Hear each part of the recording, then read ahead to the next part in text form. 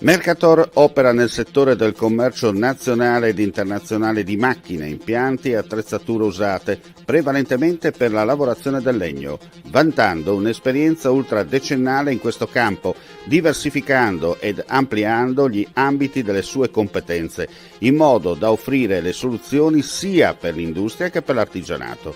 All'interno dei propri depositi dispone di una vasta gamma di macchinari ed impianti usati delle migliori marche nazionali ed estere.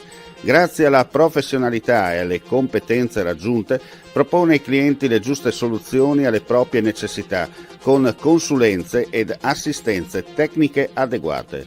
È specializzata inoltre anche nella valutazione e nell'acquisto di macchine ed impianti usati di altre categorie merceologiche. Mercator si trova a Cormons in via Alessandro Volta e a Mariano del Friuli in via Guglielmo Marconi.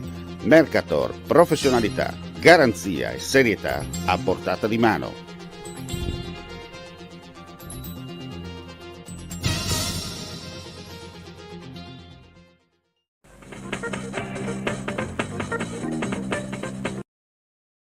Saranno celebrati giovedì alle 15 nel Duomo di Belluno i funerali di Omar Monestier, direttore del Messaggero Veneto e del Piccolo, scomparso all'età di 57 anni nella prima mattinata di lunedì 1 agosto.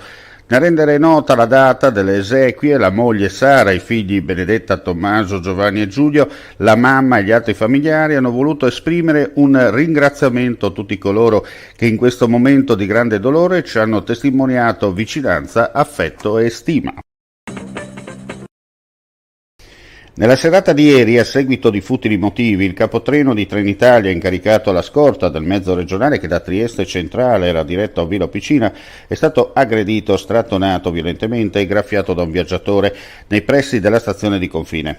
Ad avere la peggio però è stato il collega intervenuto in soccorso, il quale è stato malmenato tanto da richiedere punti di sutura.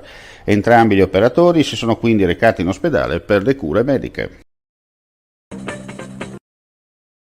Le indagini del nucleo operativo e radiomobile di Trieste, coordinati dal pubblico ministero Federico Frezza, hanno permesso di identificare alcune prostitute reclutate appositamente all'estero che si erano alternate nell'attività anche in altri 2 appartamenti trasformati in case di appuntamento.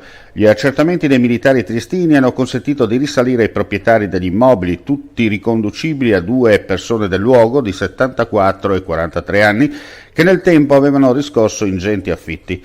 I locali non erano affittati in nero, non consentendo quindi la tracciabilità dei proventi e delle persone che ne usufruivano. L'operazione, che ha permesso di rintracciare il denaro provento del crimine depositato su diversi conti bancari posti sotto sequestro, si è conclusa con la denuncia dei 2 proprietari attivamente coinvolti nel giro della prostituzione. La vendemmia 2022 si prospetta positiva per il Consorzio Collio. Visto il particolare andamento climatico, con temperature superiori alla media, si stima un inizio di vendemmia anticipato rispetto agli ultimi anni di circa 10 giorni. La crisi idrica ha colpito anche il territorio del Consorzio, ma alcune isolate precipitazioni a giugno e a luglio sono state sufficienti affinché le viti non subissero stress eccessivo. Lo scrive in una nota il Consorzio Tutela Vini Collio. Vuoi assaggiare una birra dove al suo interno scopri la specialità tipica friulana? Lumi Beer, il prodotto ricavato in 20 ettari di terreno coltivato orzodistico, biodiversità, performance ambientale.